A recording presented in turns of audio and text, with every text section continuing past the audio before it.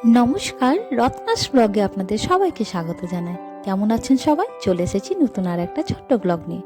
আপনারা তো এর আগের ব্লগে দেখেছেন আমরা মায়াপুর যাত্রা করেছিলাম। তা এখন ভোরবেলায় আমরা মায়াপুর পৌঁছে গেছি। বাস যেখানে দাঁড়িয়েছে এটা একটা মঠ, তবে আমার নামটা এই মুহূর্তে মনে নেই। বাস থেকে নেমে যে যার মতো ফ্রেশ হয়ে আমরা এখন যাচ্ছি আরতি দেখার জন্য। মেন মন্দিরে যেটা ভোরবেলা যে আরতিটা হয় সেটাই আমরা এখন দেখার জন্য যাচ্ছি।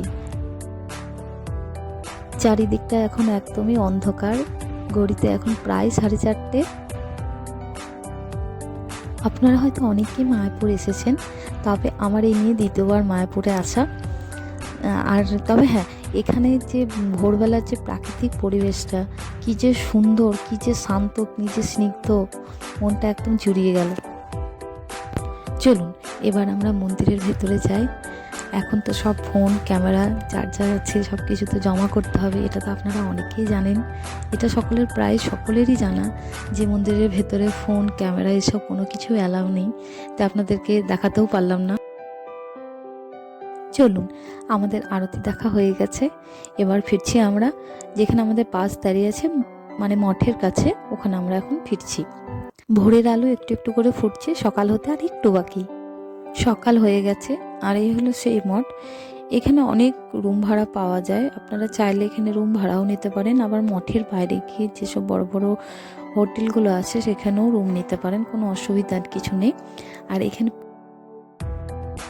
প্রচুর টুরিস্টেবল বাসগুলো আছে। আর ওই যে পিছনে দেখছেন নীলে লালে, ওইটাই ছিল আমাদের বাস। আর এখানে এখনো রুম নিয়ে কথা হচ্ছে, রুম এখনো পর্যন্ত পাইনি। আর এখানে চলছে এখন চা খাওয়া। শীতের সকালে একটু চা না হলে হয় বলুন? আস্তে আস্তে দোকানপাট বাজার সব একটু একটু করে খুলছে।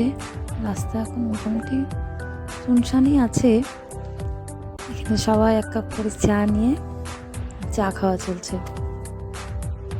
আর এখানে যারা আমরা একটা দল হয়েছিলাম, তা ছিল আমার হাজব্যান্ডের 2 বন্ধু, তাদের স্ত্রী এবং তাদের ছেলেরা। আর ওই যে স্কাই ব্লু কালারের যে সোয়েটার পরেছে ও হচ্ছে ঝুম্পা, আর এই সামনের জন হচ্ছে রিমি।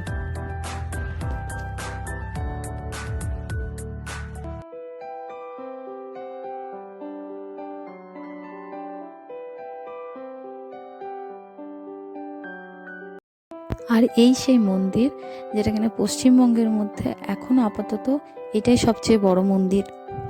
এটা এখনো তৈরি হয়নি সম্পূর্ণভাবে, সম্পূর্ণ হতে এখনো অনেকটা বাকি আছে, অনেকটা সময় লাগবে।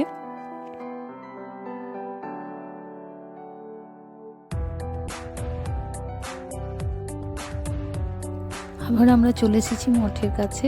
এখানে ব্যাগ নিয়ে যে যার সব নিজের নিজের রুমে চলে যাচ্ছে। আমরাও রুম পেয়েছি, তবে মঠে পাইনি, আমরা রুম বাইরে নিয়েছি। আর এ হলো আমাদের মিনুদি, সবার প্রিয় মিনুদি।